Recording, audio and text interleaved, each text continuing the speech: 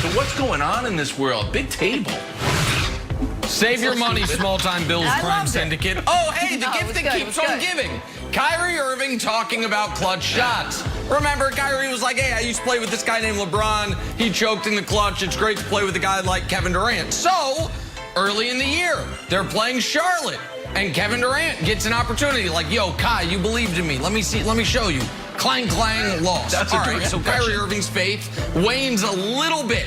So the very next time, Kyrie's like, I'm going to take this shot. Clang, clang, and Katie's like, oh, redemption time. Watch this. This is my money shot. Clang, clang. Oh, no. Third time's a charm, though. Last night, first overtime. Oh, that one barely drew iron. So it's now 1, 2, 3. 3 times Kevin Durant has failed Kyrie. It's not propaganda. This is true video. This is not a deep fake. This is real. But I love that quote from Kyrie, and I appreciate it. Let's stay with this game. Guys, if I've learned anything this year, it's this. Don't sweat the small stuff and don't over-celebrate the big stuff, right? So a sale on already overpriced almond butter, even-keeled, that's nice. My kids agreeing to watch the same thing at the same time, even-keeled, that's nice. Colin Sexton and the Cavs, midweek, mid-January, regular season game, one of 72 on the schedule, even-keeled afterward. That's nice. Just take it all in. Don't get too excited. They just accept what it is, just a regular win, and we're going to be back at it again Friday night. And that's why I like Helen, for no other reason than the petty reason of he'd get one up on Bill Belichick. Time for Nick's NBA medals. KD, as we mentioned, I know, big cap space, big time. KD went for 38 last night. Kyrie put in 37. The Nets, though, lose in double overtime. Even worse than the loss, both those guys missed out on medals from Nick Wright. So, Nick, bars high. Who made the medal stand? Yeah, apologies to the make it, take it Nets. You can't make the medal stand. You lose to the Cavs. So, Clint Capella, the first 25, 5, and 5 game since young Shaquille O'Neal. Clint Capella against a team that seemingly has nothing but centers, the Detroit Pistons. He goes in and says, I'm the best center in this game. Sorry, Trae Young, you got snubbed because Capella gets your bronze medal. Silver medalist. Hey, look out now. Colin Sexton, 20 straight points, 42 points. The Cleveland Cavaliers have a fun nickname, Sexland, because of Colin Sexton and Darius Garland. Guess what? Darius Garland's not there. Colin Sexton says, I'll take care of it myself. So, Nick, why doesn't he get a gold? He scored 42. He scored 20 in a row. Well, you got to adjust negatively on a curve because he was playing the Nets. So 42 against the Nets is like 34 against a regular team. Gold medalist. Oh, don't look now. Could he be your MVP favorite? Joel Embiid, man on a mission. Ben Simmons still in his feelings because my guy Daryl Morey maybe allegedly, possibly tried to trade him. Joel Embiid says, don't worry about that. We got some unfinished business against these Celtics. I'll give you 42-10 in a big win for the #1 team in the Eastern Conference, the Philadelphia 76ers. Joel Embiid gets his gold medal. Brandon Marshall, who you calling? Kyrie? Kyrie just let someone score again. He can't take the call. No, KD. He's not available. KD. No. Kyrie, give KD the phone. Kyrie, I don't want to. Give me. Oh, they're together. KD. Hey, I just want to let you know that moving forward, we'll be the only teams that won't be eligible for a medal if we lose. Yeah, Nick Wright just totally changed the criteria. He Only totally if you lose to the Cavs. Goalpost is moving. No, I just. Yep. No. Tell James Harden I said hello. All right, see you guys in the final. See you guys in the final.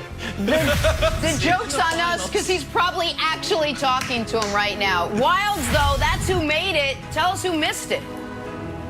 Oh, Jaylen Brown scores on Ben Simmons. Guess what he says to Ben Simmons, who's almost 7 feet tall? You're too small. You're too small.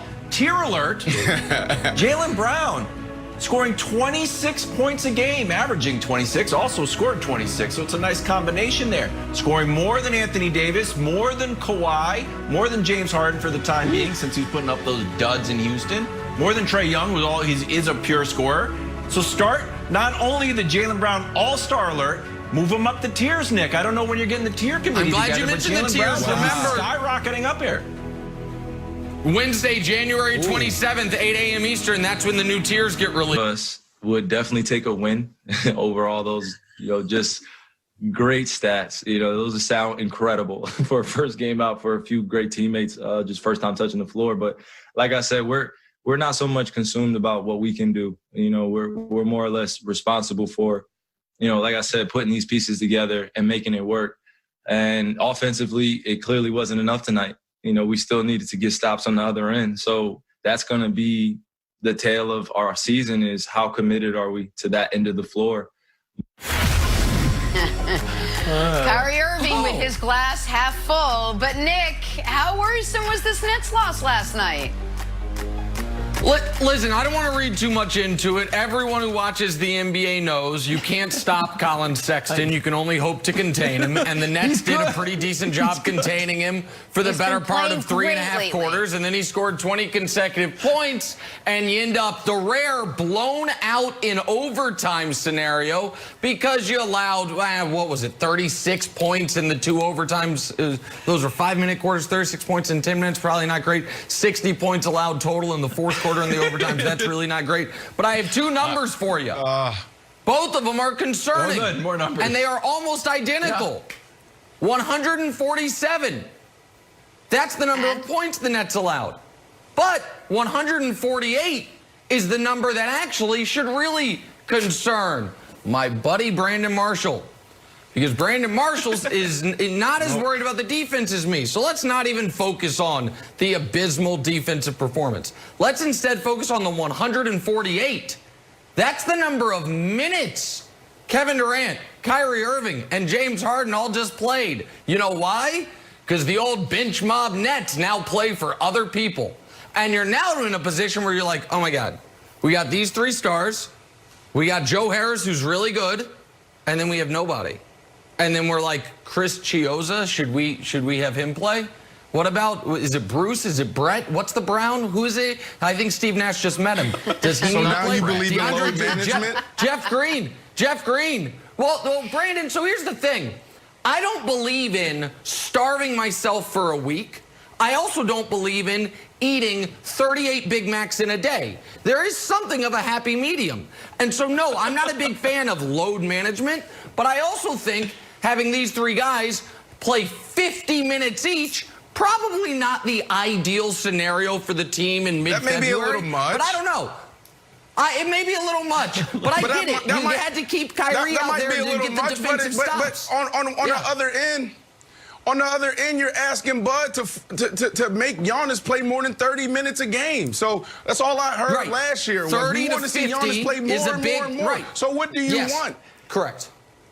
Yeah, somewhere in between. All right, listen, Nick, somewhere enough with the propaganda. This porridge is too hot. This porridge is too cold. This porridge is just right, as Goldilocks taught me. So somewhere in the middle is what I would say. But go ahead. Yeah. Story. Nick, enough with the propaganda. The inauguration was yesterday, okay? So I got to listen to you for the next 2 months talk about defense. Every time we talk about the Nets, all I'm going to hear is defense, defense, defense. I get it. I understand. But if we're going to do this, let's start with the foundation. Let's start with the fundamentals. You played basketball, Nick. You played in high school. You actually played on a really good team. You knew when we went in that gym, the first thing that we worked on was defense. And where did that start? Communication. This is their first night playing together. We talked about this yesterday. You got to be patient. It's going to take time. Yeah, they're not the best. They're not going to be the best defensive team, but these guys know what it takes to get to the finals. Now they got to get better and sacrifice once they get into the finals against the Clippers and figure out how to get it done. But the Clippers are going to have to figure out how to keep up with an onslaught of points and threes from KD, Kyrie, and James Harden. Come on, Nick. Let's stop with this propaganda, man. You know it, man. Going into the fourth quarter last night, they were down by 9. 8 minutes and 30 seconds, they're down by 13. You saw a glimpse of how they played defense. Something on the line, they clamped down. I'd be worried about. Steve Nash really looked like a rookie coach last night. And when you say there's nothing you could do about Sexton, there's something really simple you could do. You're up 3. Foul Colin Sexton before he shoots. Instead, Kyrie gave him an open 3. Bang, you're going into double overtime. Then he heats up. On his way to scoring 20 consecutive points, you know what Steve Nash could have done? Timeout, guys. Who's got Michael Jordan masquerading as Colin Sexton right now? Anybody? And during that timeout, you know what you could get? Jenna's favorite, a little sugar-free Gatorade. Give everybody a breather as everyone's playing 50 minutes. Because I will buy the idea that they can step up and play defense, because Durant had 2 blocks in the first overtime. Kyrie had a block. I'm like, look at this, a little bit extra effort. But there's only so much effort you can give if you're running everybody totally ragged and playing everybody all the time. And I get the idea. I don't want to be the minutes police, Nick. I think it's a kind of a lame, like, yeah, look at this. But if that's the plan, to play them a lot of minutes, then go with it. But Steve Nash told Malik Andrews, don't want to play Kyrie a lot. Well, you ended up playing him 50 or 48 minutes. So I think the minutes thing is an issue. I think not fouling is an issue. And I think not calling a timeout when the game is on the line and you see somebody really pulling away and getting super hot is an issue. Steve Nash looked totally like a rookie coach last night. All right, I got 3 quick things. First, and 2 of them are positive for the Nets. The first one is this. And this is totally sincere. They are going to have